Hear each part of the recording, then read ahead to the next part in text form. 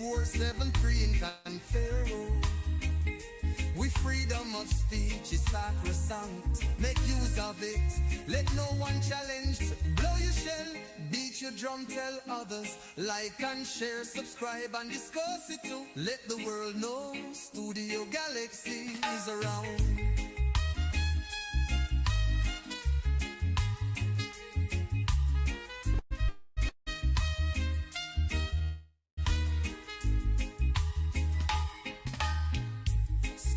Galaxy in Confero, hope you know. 473 standing strong is yours, you know. The medium, an opportunity for you. Make your contribution, let them know. Blow your shell, beat your drum, tell others. Like and share, subscribe and discuss it too. Let the world know Studio Galaxy is a road.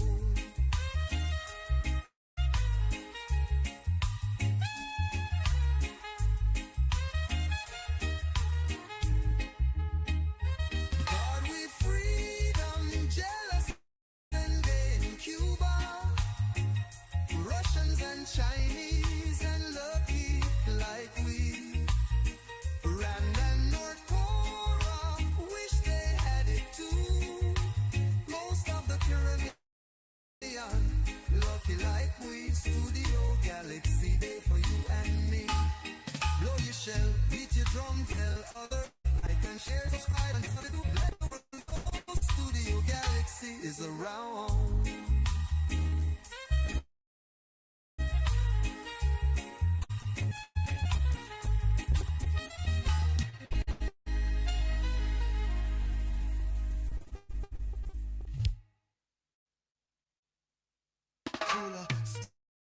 Studio Galaxy in Confero, hope you know.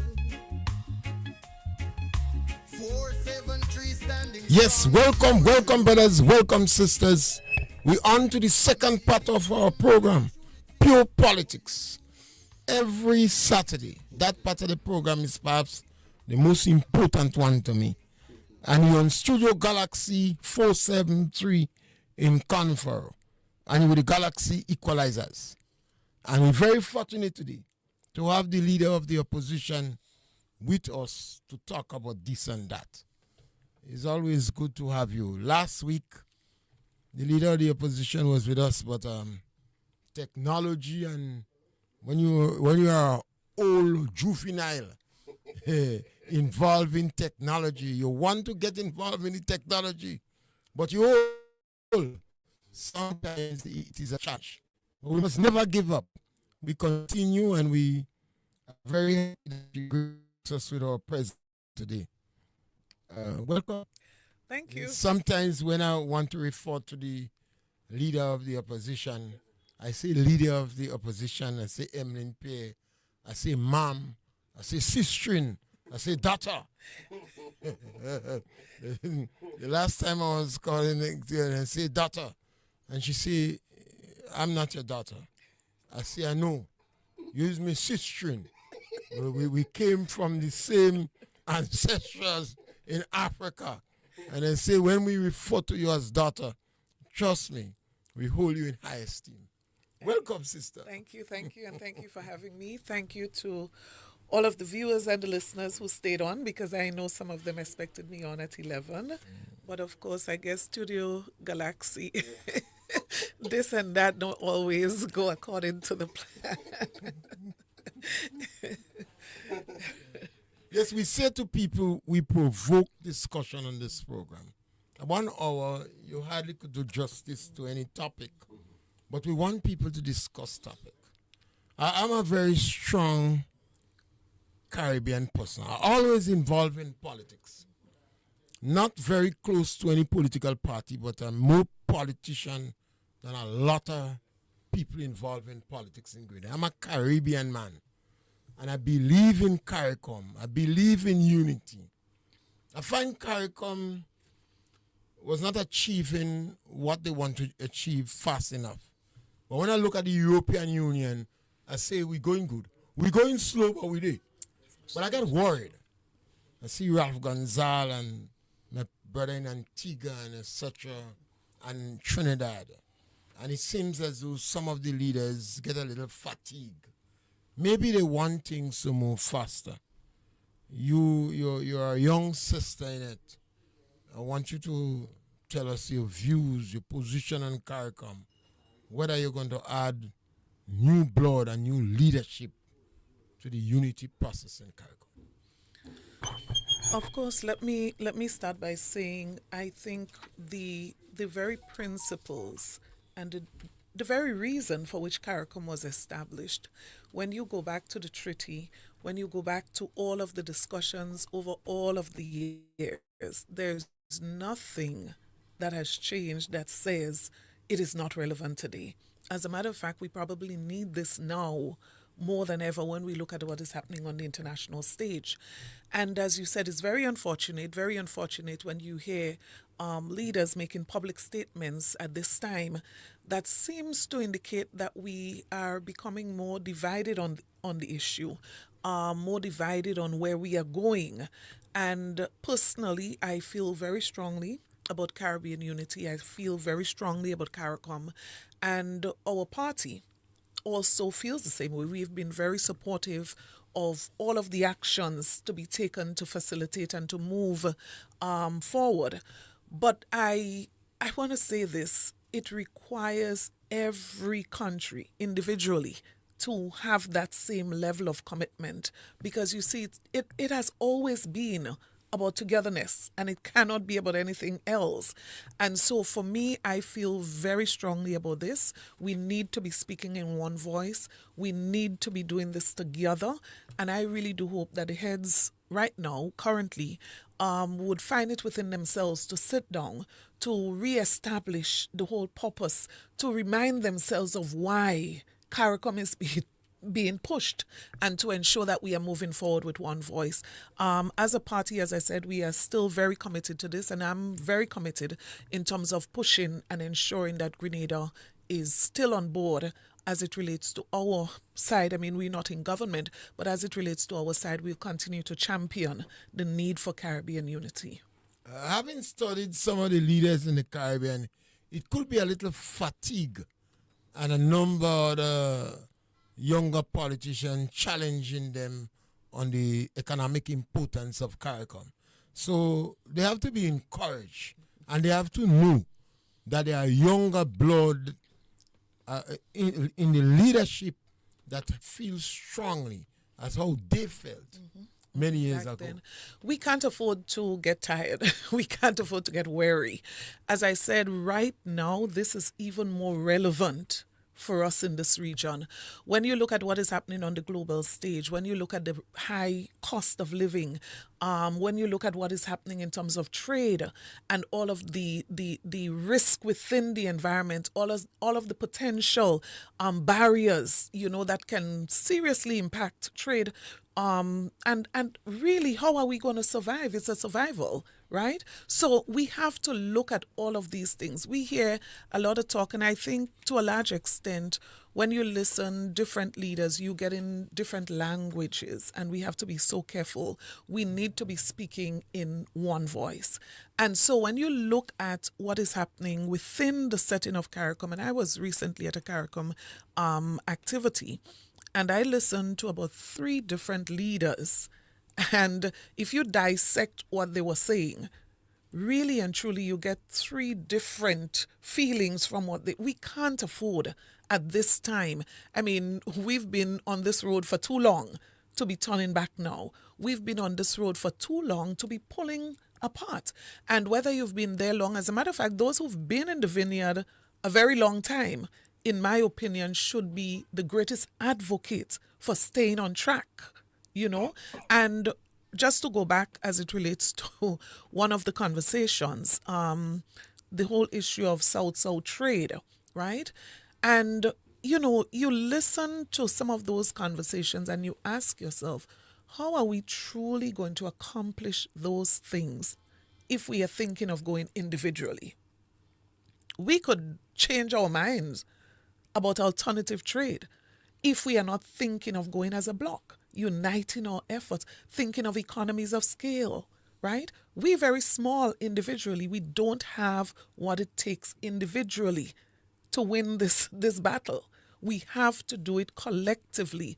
And I'm very concerned, very worried that you're getting a very, I don't even want to say slight, a strong sense that we are no longer united on this vision of one region.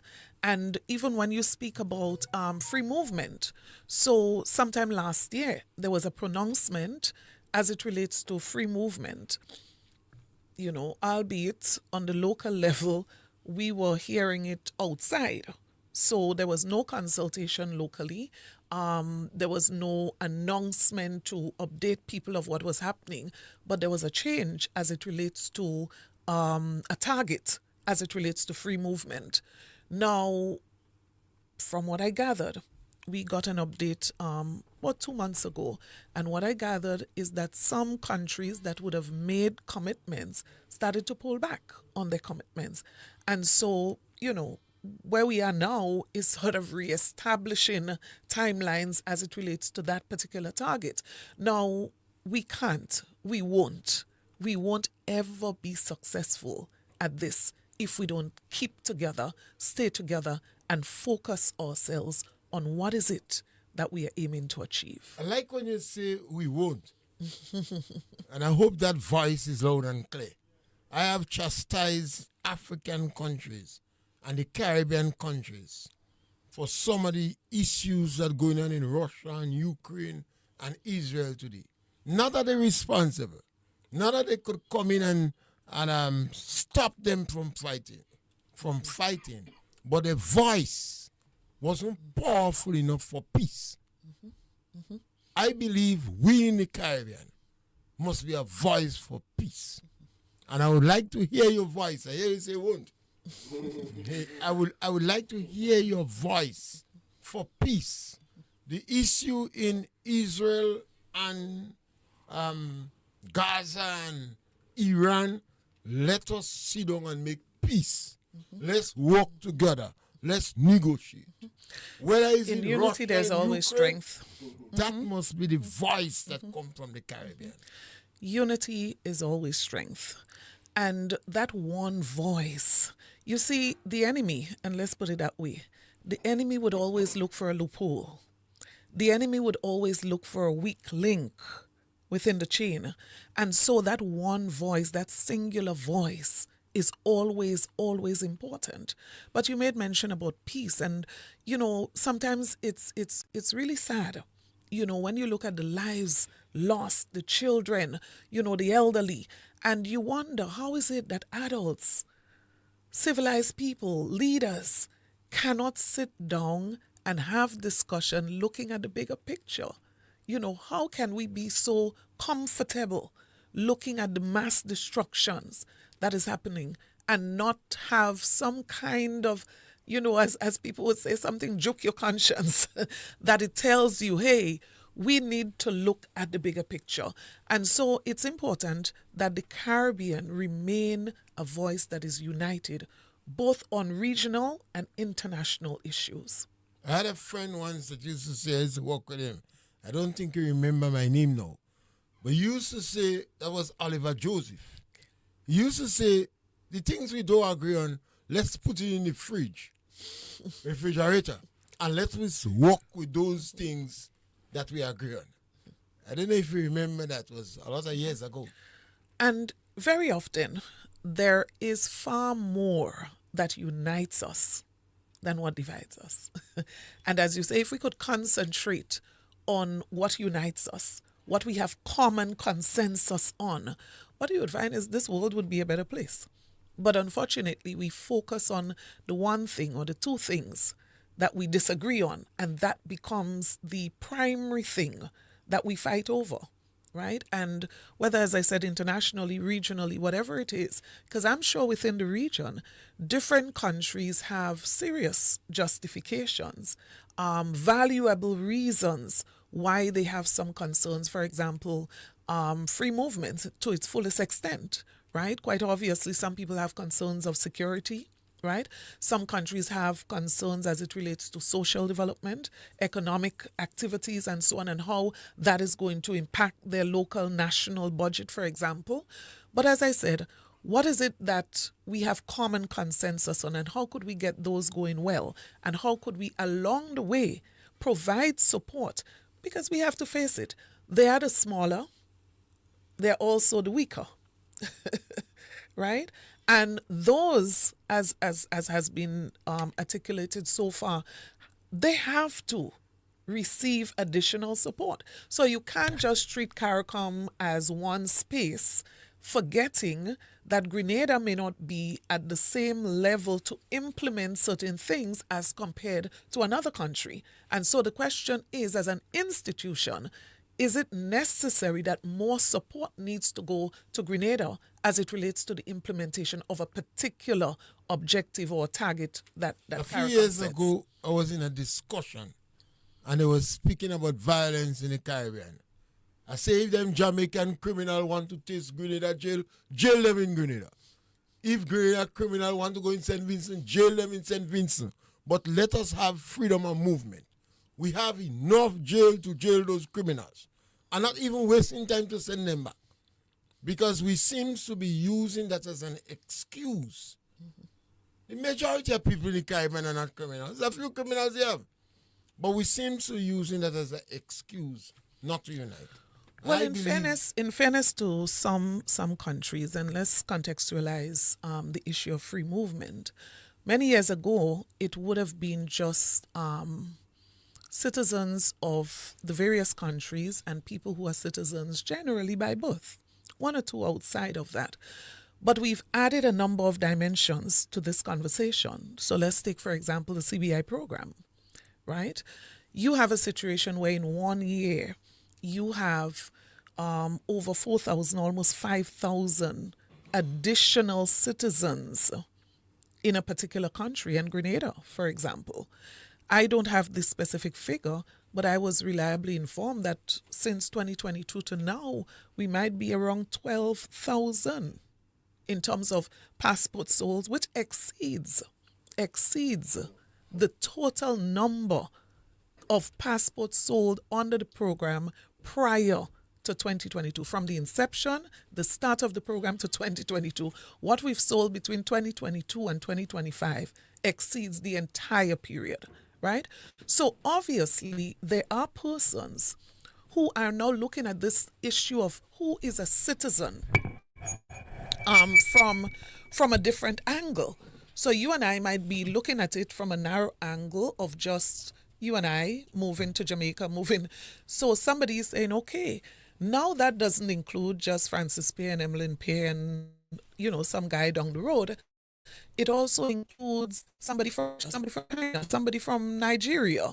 And while some people might be quite comfortable with the fact that you've passed these people in terms of your vetting for citizenship, they are now wondering, how comfortable should I be with every single, let's say the 12,000 from Grenada, in terms of vetting for free movement, right? So there are some genuine concerns, and it means that we have to ensure, and sometimes, it's okay to have concerns, it's okay to raise red flags, but we must now put systems in place. So for example, are we increasing the requirements as it relates to due diligence, for example? How do we make everyone comfortable that the due diligence done in Grenada is of a certain standard? What is done in St. Kitts is of a certain standard. Dominica, that there's a standard across the board that Jamaica could say, well, it doesn't matter if it's by birth And that means or we have through to the have- CBI program. You have to have confidence in our brain. Brainstorm and come up with answers. Well, not just in our brain, the political will is also important. Because if the US has to say, for example, to Grenada, hey, stop processing applications to a certain country, we have some concerns, what we are seeing, what we are picking up.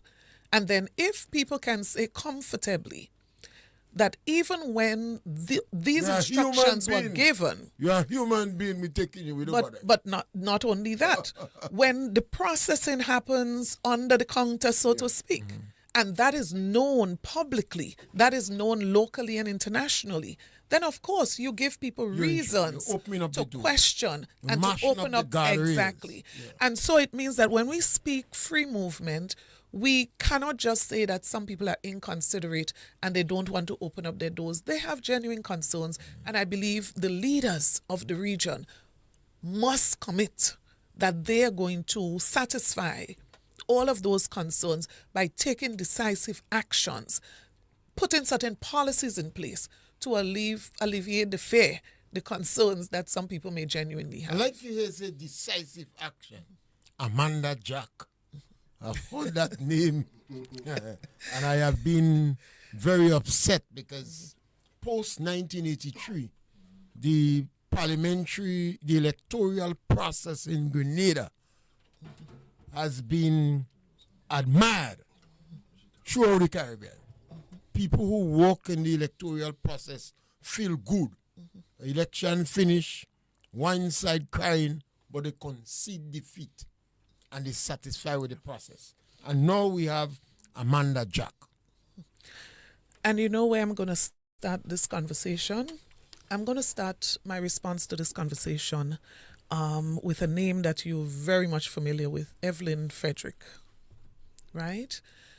When I started in politics, frontline politics, I was introduced to Mr. Frederick as the registration officer for St. Andrew Southeast. And I'm sure that as you think of that name and the role that he played, there's just one word that probably comes to mind: professionalism. And maybe if we add a few more, because there'll be several others, fairness, right? So from my experience in this matter, there has always been, and I'm speaking specific now for my constituency, persons who carry a certain level of professionalism from way back as Evelyn Frederick when I started. I've never come across a situation where I had to question. I've never seen them, and there are three that I can think of since I've been in this role. I've never seen them in political activities. I've never heard them discuss politics. There's always a professional front when they engage you, right? There's a standard that you're used to expect. And I am sure, throughout Grenada, Carriacou, and Petit Martinique, that has been the case. That has been the Right? modus operandi. The modus operandi. You don't jig with this, that. This is something we don't play don't around jig with. with that. I've As been a matter around. of fact, the selection process is supposed to be so rigorous that you vet for people of a certain caliber when it comes to their reputation and when it comes to how professional they are, how unbiased they are as it relates to fulfilling this very serious obligation. So let us speak about Amanda Jack. Madam Jack. So I met the individual some years ago in my capacity as Minister for Education. Wonderful person. This individual, I still have a photograph of her, presented me with a book that she wrote. So let me say this up front. I have no problem with Amanda Jack, a wonderful person in my opinion. But let me hasten to say that I do not believe that currently Amanda Jack is fit to continue to hold the position as registration officer for Carriacou and Petit Martinique by virtue of her very action within the last probably year or two. I'm talking about actively participating in a political activity, not once, more than once. And when I say actively, now, if I stand way off in an activity and looking on, one might describe that as slightly different to being in the midst of the activity with a flag in my hand waving, clapping and shouting. Militant. Very militant. She's a militant of That the NDC. is totally unacceptable. A And it contaminant cannot, for the electoral process. it cannot happen. It cannot continue. Now, in addition to that, I had the opportunity to read Amanda's report because, of course, we wrote to the Governor General, the Governor General asked the Supervisor of Elections to investigate the matter. The matter was investigated, and one of the things that was required as part of the investigation was for Amanda to respond in writing. The Governor General would have submitted back a report. And when I look at Amanda's report, I have to say this. The content of that report tells me that Amanda Jack is not suited to be the registration officer for Carriacou and Petite Martinique. Now, if you end up in an activity, and let us just use an example. The officer in question, let us use the women's arm activity. I believe the whole of Grenada knew that the National Democratic Congress was having a women's convention. Let us add to that, I believe, similar to the NNP, a women's convention is not just an open activity. It's something where delegates, strong supporters of the party attend a women's convention. Now, Amanda explains that notable persons in Grenada, in that case, a particular individual in the education sector, was the individual who invited her and carried her along to the activity.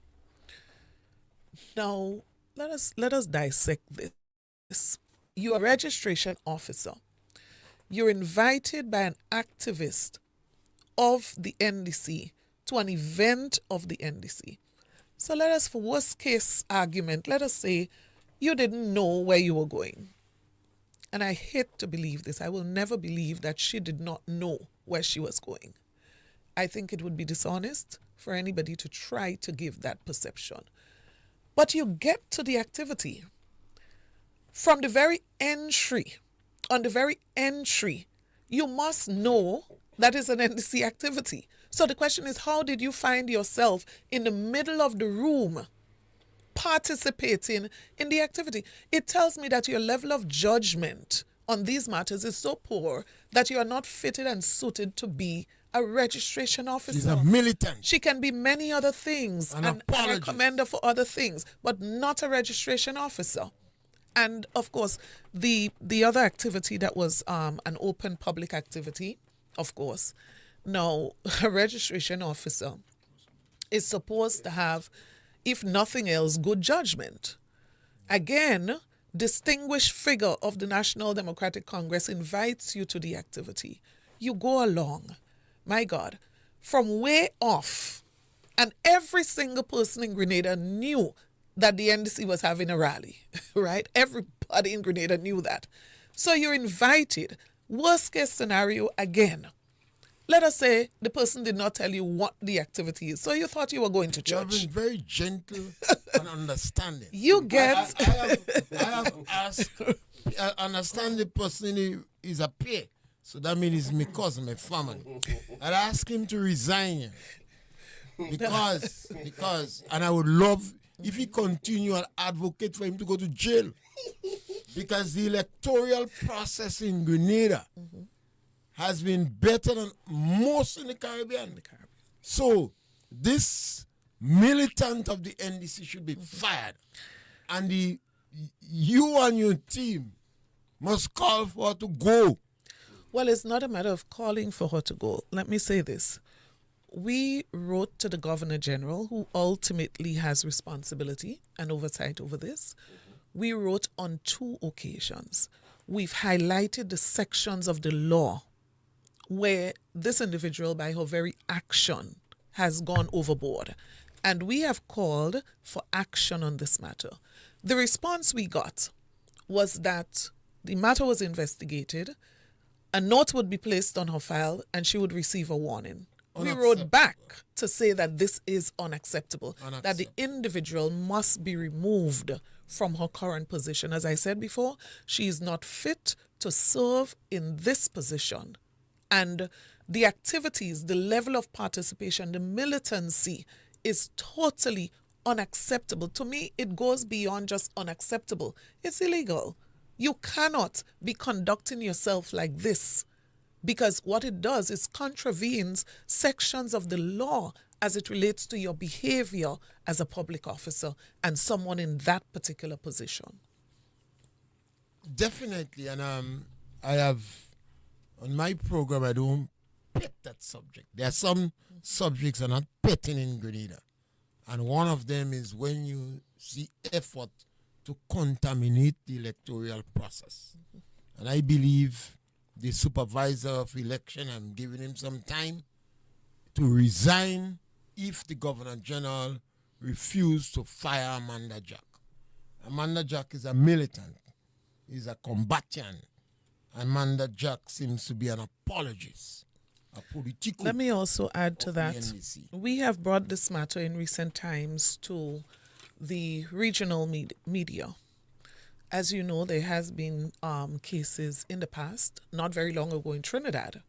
There was a similar matter where an individual was dismissed according to the information we received. So we have brought it regionally, and we are going to also seek the intervention of international organizations, especially those who normally would be here to observe, to ensure that we have a free and fair election, such as the Commonwealth. And so we are giving them time to take the necessary action, but at the same time, we are going to continue to bring attention to this very serious matter. We cannot have you on this program if we don't talk about corruption. I have been in town long, been in town very long, and be actively involved in the processes in Grenada, whether it is the electoral process as a public officer, Grenada Trade Union Council, you name it. The level of corruption I'm seeing here baffles the mind. And I believe Deacon Mitchell is the corruptor in chief. It is difficult to understand because it is not in the interest of the NDC. So, my question is, the Grenada Development Bank, what the opposition is doing to find out the names. I am also aware when questions are asked in Parliament, the challenge that you all have, to find out the names of the ministers and directors and close associates of the NDC that get money illegally from the Grenada Development Bank. So one of the questions that would be tabled in Parliament very soon would be that specifically. And I'm sure we've had one of the unanswered one, I have to double check that, which relates to that same subject matter. So you're right. There are many questions posed that is still unanswered, right? Many questions. We are going to continue, but we're also going to use other means to get answers as well to those questions. But you're absolutely right. What is happening now is unprecedented. It's record-breaking as it relates to some of the things that are being said, some of the things that are observed, and, you know, out of this world, for example. And it is not just a situation where the law says that a member of Parliament, let's be specific to this case, should not be a member of government, should not be a minister of government, should not be accessing a loan from the Grenada Development Bank.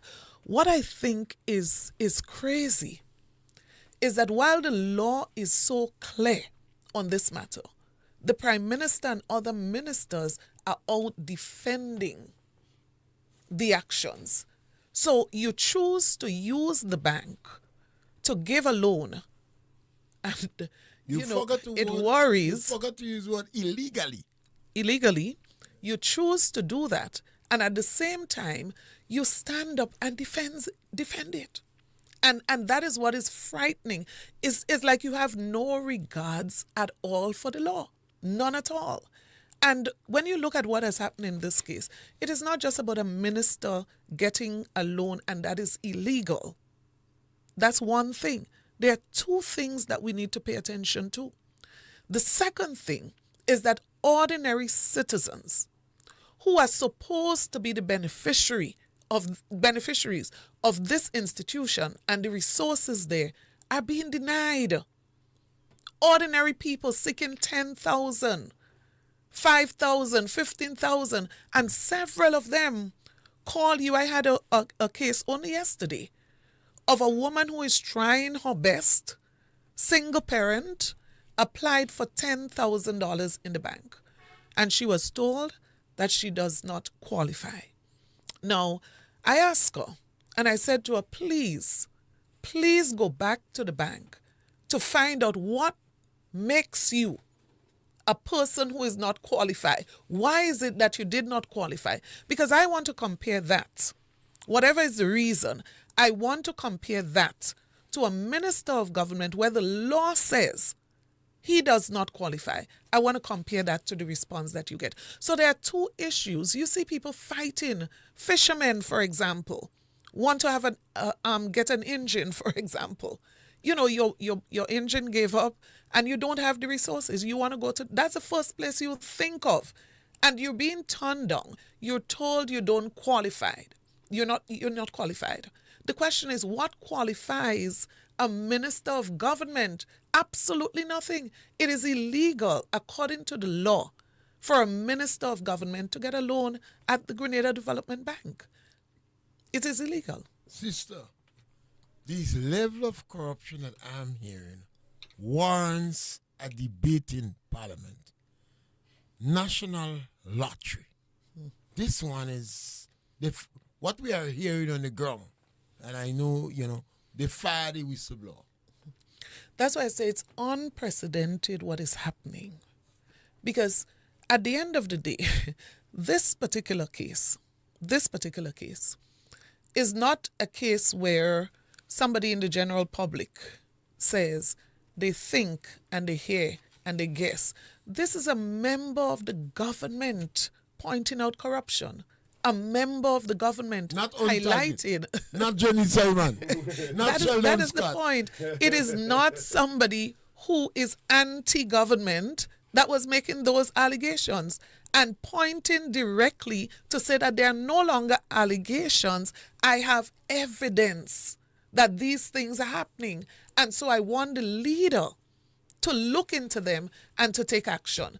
And rather than dealing with the issues, rather than ensuring the issues are dealt with, the Prime Minister turns around and fires the individual. And that is why I said what's happening as it relates to the subject is unprecedented. Well, this one again is so much of them. So I have to gloss over them. Because I provoke discussion here. The CBI program.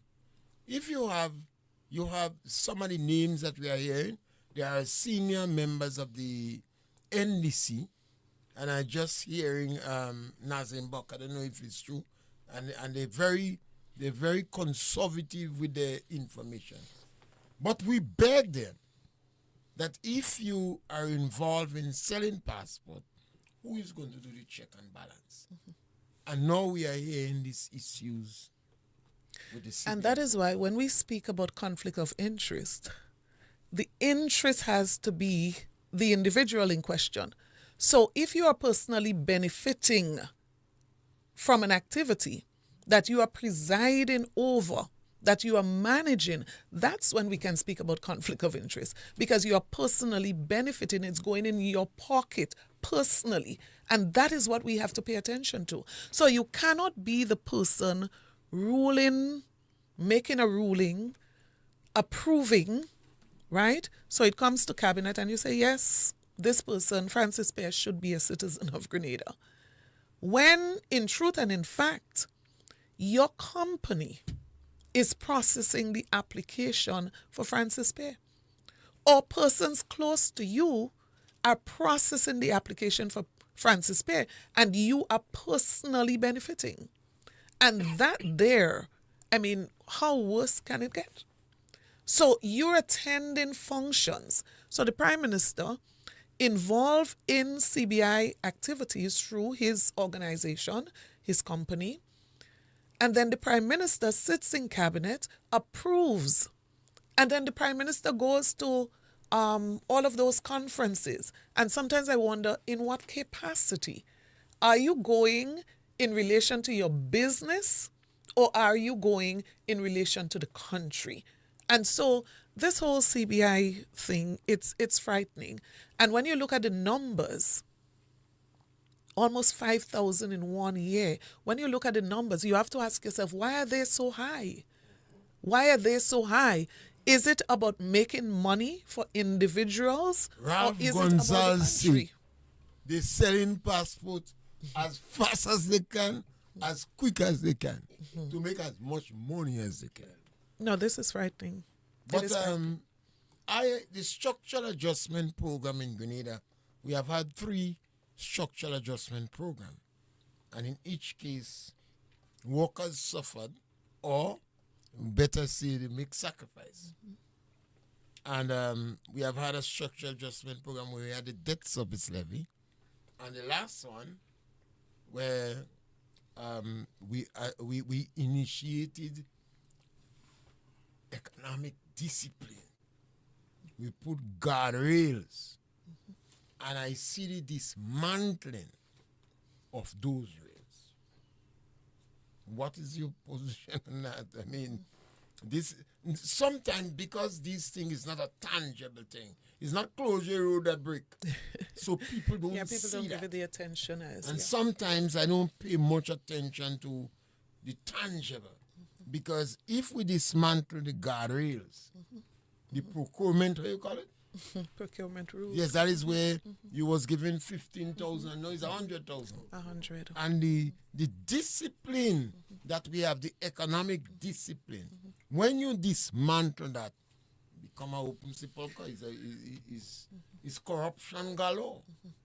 And I like the use of the word discipline, because I think it is the discipline of the leadership of the NNP and the discipline that we would have shared with people that was necessary, that would have brought us to where we were in 2022. Now, we've been going down a precipice in that regard.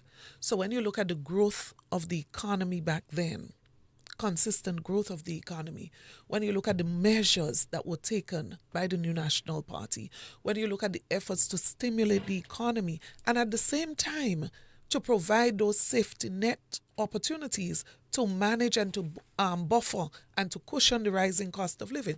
Now, you have to say that the country was very well managed up to that point. Now, this new administration came in. It almost, for me, was like when you give a child a toy for Christmas and they're not sure what to do with it. So you boast you met a pregnant treasury, over $500 million. You boast that you were surprised, you didn't expect this. So now you can do several things. And at the end of the day, you hike up, you jack up the sale of passport through the CBI program, and you boast again over $1 billion in revenue through that program. Now, the recklessness in spending, and let us just use traveling and hosting and entertainment as one example, you feel you have a lot of money, so I can go over the budget by $2 million. And sometimes people confuse that $2 million that I always refer to. It is not the budgeted. It was the excess, the overrun of what was budgeted. So you spend what was budgeted, and then you spend an additional $2 million. Now, obviously, that comfort zone that you're on, that we have a lot of money, things are nice, let's have a good time. Well, that often catches up with you, and catches up really quickly, because it is the reason, that level of recklessness, mismanagement, is the reason why some contractors are telling you months and they can't get paid. I'm sure it's the reason. I am sure it is the reason that even when you announce that students don't have to pay anything for the school feeding program, I'm sure it's the reason that schools cannot get supplies and some children cannot get lunch at school. I am sure it is the reason that several measures that were announced cannot be implemented because, of course, the recklessness in spending and the mismanagement. But let me go back specifically to the rules and the discipline. Now, this is what got us out of the situation that we were in. in the past. And this is what was responsible for us getting on a path. Not everybody agreed with some of the measures, but it is what stabilized our situation economically. And we were doing very well. Look at where we are now. Are we experiencing the same level of growth? The answer to that is no. Can consumers, ordinary people, get by daily as they did in 2022 and before? The answer to that is no. Do farmers and fishermen have access to some of the resources and support services that they had back then? The answer is still no. So when you look at what is happening, even the safety net programs, when you look at what is happening now, people have less, but they're expected to put out more. And so when you say, for example, it's a great achievement that you've suspended debt payment and you're celebrating that, well, I would imagine that you're doing so because most people would assume that when you say suspended, it is debt forgiveness. Because if you're going to celebrate the suspension of payment of debt, it means that you're probably just trying to catch a few people. Now, most people don't understand that down the road is like kicking the can down the road. Down the road, you have to pay the interest plus the principal. I don't find out the opposition dealt with the suspension of debt because 14 days after the hurricane, they got $118 million. Right, and that is why we could have been talking about... It appears they plan to suspend 4 days before the hurricane. And you see, is not just the issue of suspension. And I always say this, and former Prime Minister Kit Mitchell said it at a time when people were talking about the debt was too high. And we did a marvelous job of reducing debt and debt to GDP. But he always said this, it is not just about debt, right? Debt is okay if you know how you're paying it. If you're creating the enabling conditions to be able to pay it, if you're able to manage it, right? And so if you're growing the economy, you're incurring debt, and these debt that you're incurring, they're going into productive sectors. You're stimulating the economy, you're creating opportunity, creating jobs. The agriculture sector is improving. You're spending monies on infrastructure that would bring development, road networks, potential. And you're putting those monies that you're borrowing into productive sector, even the monies that you're raising. So let us look at CBI, for example. You're boasting about CBI revenue, but how much of that is going towards recurrent expenditure? So the debt is not the primary issue. It is what are you doing? What are you doing with that?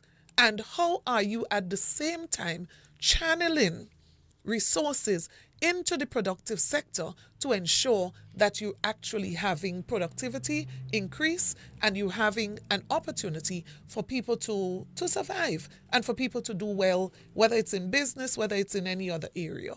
How do we explain to people in Grenada that the dismantling of the guardrails, the procurement legislation, and economic discipline is going to affect the country negatively?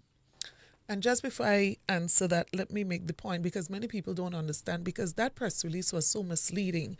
So while you spoke about debt to GDP and reduction, you're not saying that between 2022 when you took office to now, you've incurred an additional $730 million in debt. So the debt stock is rising, right? So when you use widely, well, let me say skillfully, words increase and decrease, the motive behind it is not always for us to understand the facts, but it's to play with our minds. When you hear decrease, you start feeling good. So now to the question of that threshold as it relates to government contracts, which I think is what you were hinting to. Now, people don't understand that there are a number of evils that you avoid through this, right?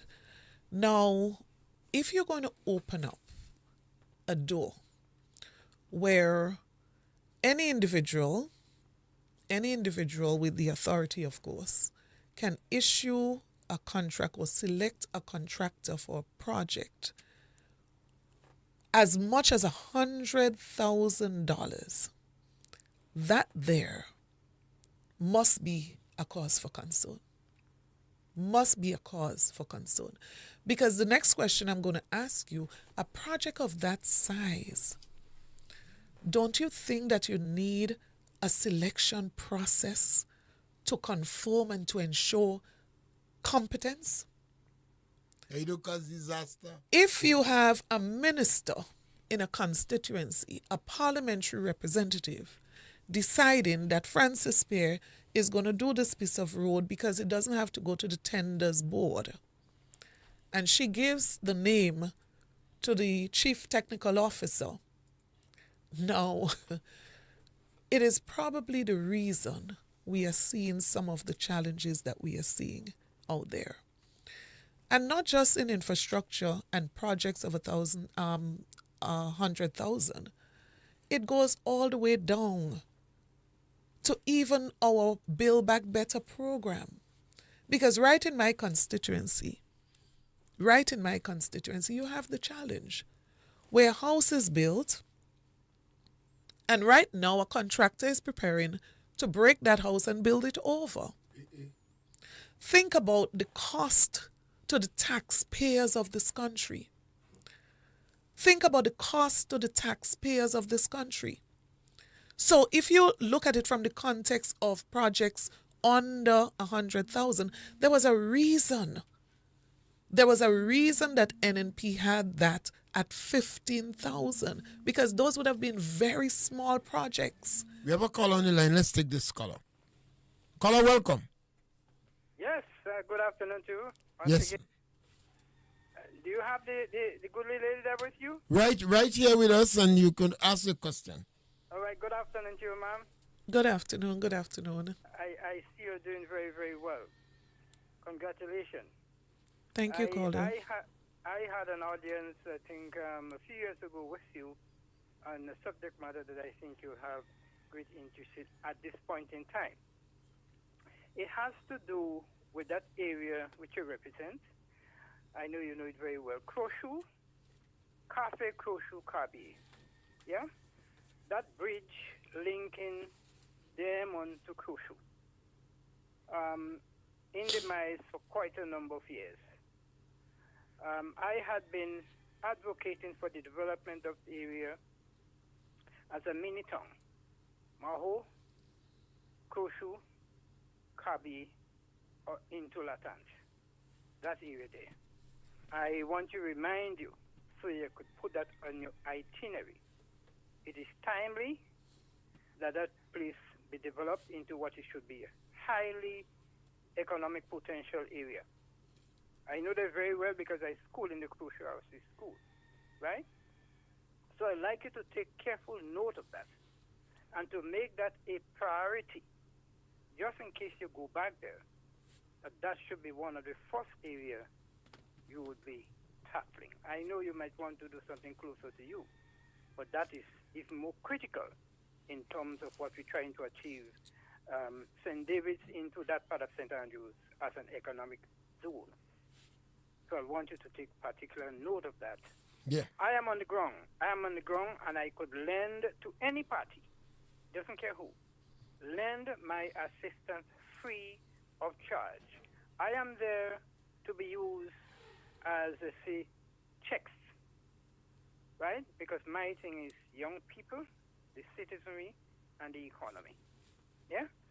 So I'm pressing this and saying it over and over because I want you to pay serious attention to that highly potential economic area of Grenada. It will make a big, big difference in the economic sphere of Grenada.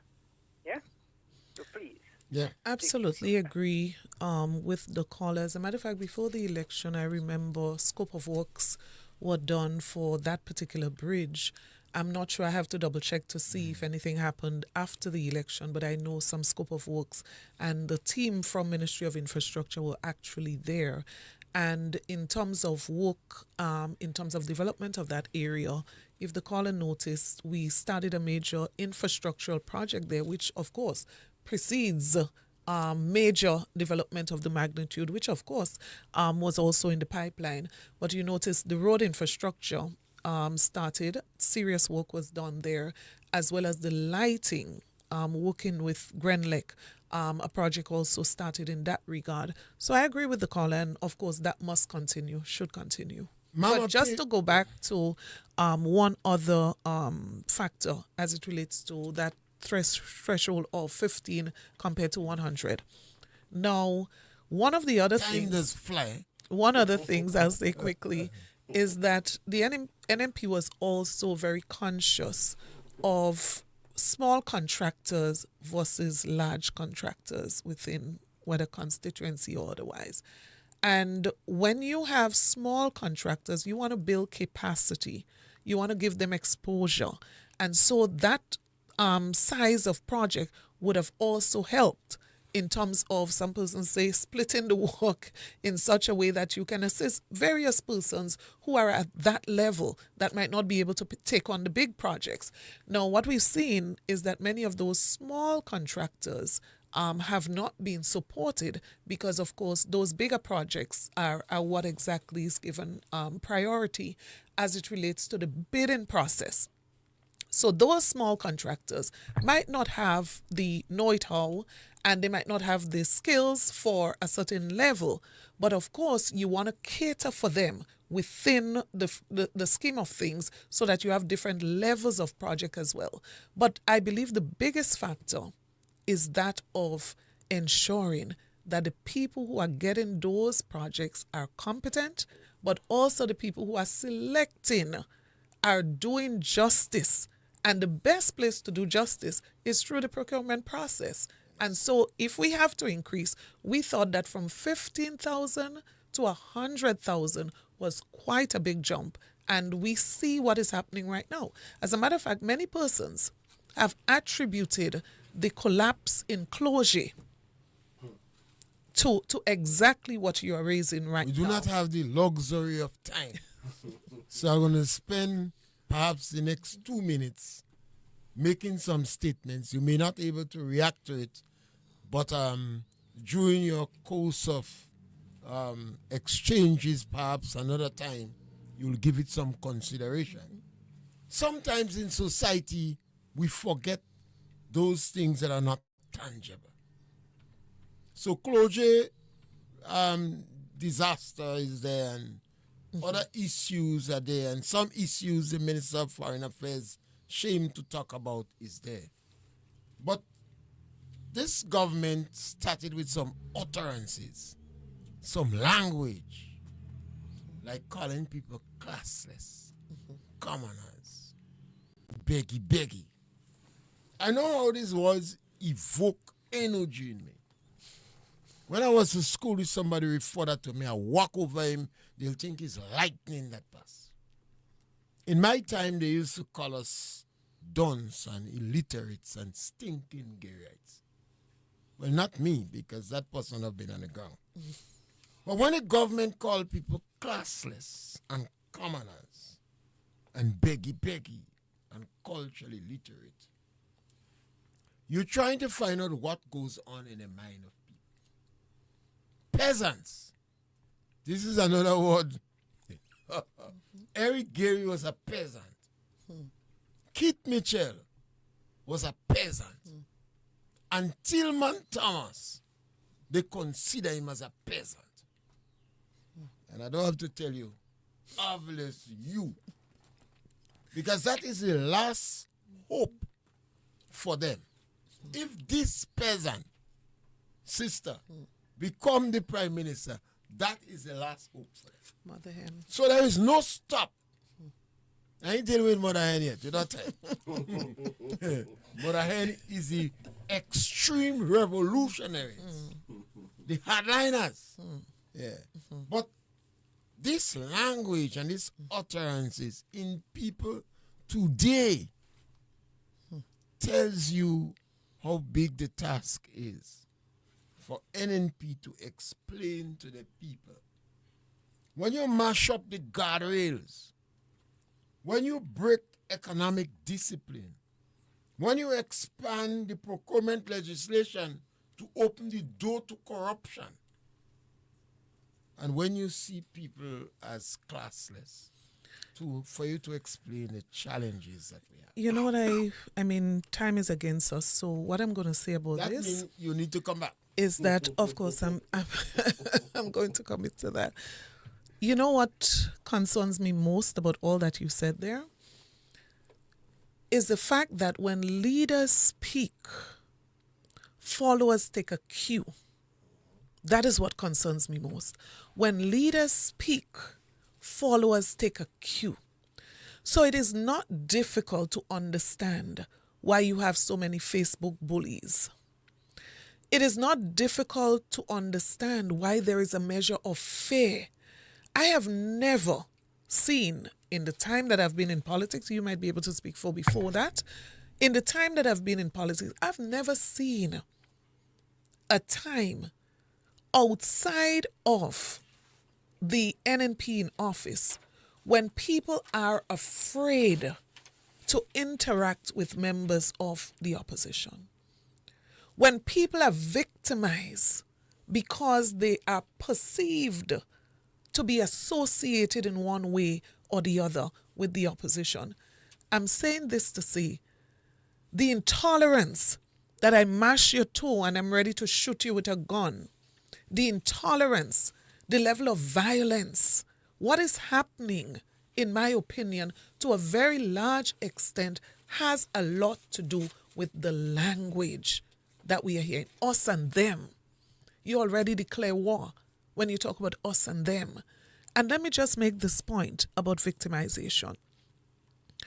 I think this is at its worst in our modern history. And I'll give 2 examples quickly. One police officer, and I said this publicly, some persons heard it. Dr. Mitchell and myself went into a shop that I don't even know up till now if he's the owner of the shop. I assume he is. We walked into that shop, and because that was not our assignment, that's not where we were going, all we did was to shake hands with people in the shop, the men who were standing there drinking and socializing. We shook their hand and went outside to the activity that we came to. The next day, the police officer who apparently owns the shop was called in by a supervisor and asked why he had Emmeline Pear and Kit Mitchell in his shop yesterday. Now, immediately, he was transferred. But let me show you the level of fear that exists in our society that we ought not to take for granted.